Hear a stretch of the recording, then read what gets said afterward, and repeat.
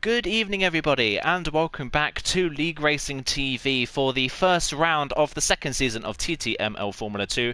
My name is Aidan Carter, otherwise known as Car Mentalist. I'll be taking you through proceedings in Formula 2 as per usual, and joining me in the commentary box for the first time this season and for the first time in League Racing TV's history is TFB_Buck, otherwise known as Brendan. Brendan, how are you doing this evening? This is so cool. This is really great. I'm looking for this. This is the first time ever. So this is pretty awesome. Yeah, definitely. Obviously, like first time ever, and it's exciting to have someone new in the commentary box. It's the first time I've worked with someone new for a bit now as well. So I'm excited to commentate alongside you as well. And obviously, a good thing for you as well coming into Formula 2. You don't have a massive amount of prior knowledge about Formula 2, so this is a whole new experience for you. So I imagine this is going to be quite fun to watch. Yeah, I mean, I could definitely pretend that I've got a lot of experience with Formula 2, but I haven't. So I'm based in Oslo in Norway. We have a great league in Norway, and basically I've been commentating for Formula 1. And the only rule is sort of that we have is no swearing, and otherwise just have as much fun as possible and talk about pretty much everybody in the race. yeah, we've got exactly the same thing. I'm sure. Obviously, no swearing on stream, but the rest of that is just to sit down, have fun, watch the races, commentate over it, and enjoy it. And that's what it's all for, isn't it? Esports racing, as serious as everyone likes to take it, it is all about the fun and the enjoyment of it as well. And we're coming into a new season of Formula 2. Obviously, we've had a bit of a break since our first season of Formula 2, and the difference we now have at the moment with the Formula 2 cars is we've got new cars in this game. So we used to have obviously the 2019 cars. We've now got the 2020 cars, which have different, have a different element to them with the 18-inch rims. So a little bit of a different driving style needed for these cars. And going into this season, obviously with a brand new kind of car, how do you think the drivers are going to be able to kind of adapt to a new situation? Do you think it's going to be difficult for a lot of them? It's probably going to be difficult. I mean, we always just hope, both in the race and as commentators, that the people have respect for each other. They maybe have to take a round or two and get to know the cars, get to know the tracks. We definitely don't want to have any dive bombs into corners. So we hope that everybody sort of has had a little bit of practice with the cars beforehand, anyway.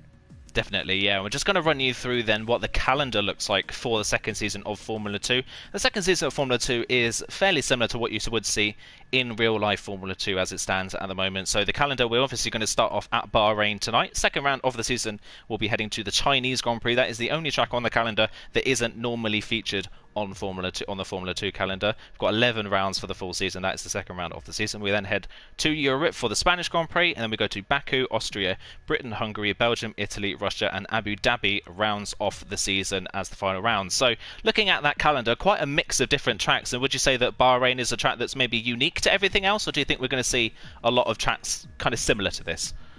It's like every time I see a track, it's like, yeah, this is my favorite track. This is it. And then it's like the next week, it's like, no, this is it. This is my favorite track. So at the moment, it's like Russia, and last week it was Singapore. So it's like, for me, it changes. It's like the more I drive any track, it's like the more I just get to really like it. And I think, like everybody else, one of the beautiful things with this game is that you go all in one track. Yeah, definitely. Obviously, people will be going in for probably the last week or so trying to get prepared for this round, so you really get to grips with the Bahrain track. And Bahrain is obviously a really, really great track now for Formula 1. Obviously, it came under a little bit of fire when it first joined Formula 1, obviously because of political tension in the country. But since then, Bahrain, Formula 2 and Formula 1 has provided some great races in the past. Some of the best races we've had in the past decade have come at this circuit, so I'm sure this is going to be no different. We're heading into qualifying then. As you can see, we have a one-shot qualifying format for Formula 2 this season, as we did last season as well. So these guys will only get one run in qualifying, one mistake, and that's your lap invalidated if you run off the track, or if you spin at some point, you cannot improve on a later run. So one-shot qualifying's got a little bit of a different dynamic to it, hasn't it? One track is insane. It's so crazy. It's like total stress. Don't mess up. Don't mess up.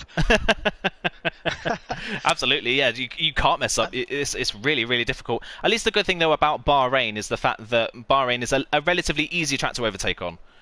It's relatively easy, but it has the most difficult corner on Formula 1 or Formula 2. It's definitely got the most difficult corner. Absolutely, yeah. I wonder, is that turn 9 and 10 you're thinking of by any chance? I think that's it. This, yeah. I mean, it's so difficult to get around there and keep the track, keep the speed.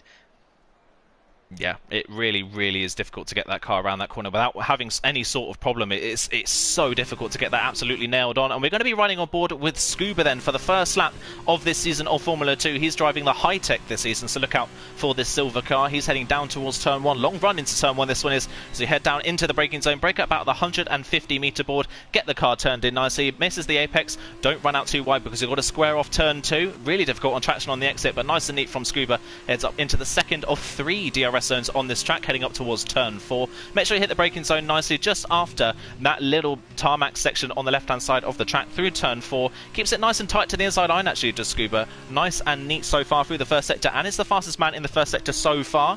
Heading down the hill then into the middle part of the lap. Bit more technical this part of the circuit. Downhill braking zone for turn 8. Make sure you don't lock up. Scuba misses the apex ever so slightly but gets away with it. Heading now up towards that turn 9 and 10. So difficult to get the braking zone right for this corner. Really easy to lock up that inside left-hander. Scuba not locking up at all, so maybe suggesting he's running some sort of ABS, and that might be helping him slow this car down. Down the third of 3 DRS straights then, down towards turn 11. Probably one of the more difficult overtaking opportunities on this track because it's a relatively short braking zone, about 75 metres the braking zone for this corner. Heading up the hill into turn 12. Don't touch the curb on the inside of this right-hander. Very easy to spin the car if you do so. Scuba can't get to that apex anyway, understeering a little bit in the middle part of the corner, but Scuba on a really good lap so far. Heading down the hill then through 13, down this back straight. Obviously the Sakir layout that we had last time around, this was another great straight for overtaking. Down into the last corner then, not really an overtaking spot. You want to make sure that you're lined up perfectly behind someone before the pit straight. Coming out through the kink of 15, which is technically the last corner, but not really a corner you think about.